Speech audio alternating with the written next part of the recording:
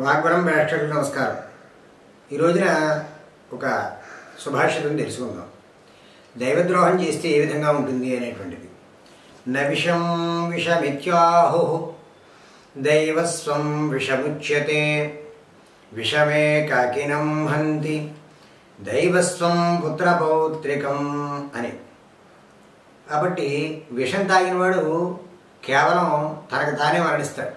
కానీ ఈ దైవద్రోహం చేసినటువంటి వాడు కొడుకుల్ని మనవల్ని అలాగే యావత్ వంశాన్ని కూడా నాశనం చేసుకునేటువంటి మహాదోషం దైవ ద్రోహం వల్ల సంప్రాప్తం అవుతుంది. కాబట్టి విషం కన్నా చాలా ప్రమాదకరమైనటువంటిది దైవద్రోహం అనేటువంటి విషయం మనకు అర్థమవుతుంది. కాబట్టి మనం దైవం పట్ల చాలా భక్తి శ్రద్ధలతో సాధ్యమైతే చేయాలి, లేకపోతే వాటిని పక్కకు పెట్టాలి తప్ప ద్రోహానికి ఒడిగట్టుకుంటే అది వంశనాశనానికి గురి చేసేటువంటి పరిస్థితి ఉంటుంది.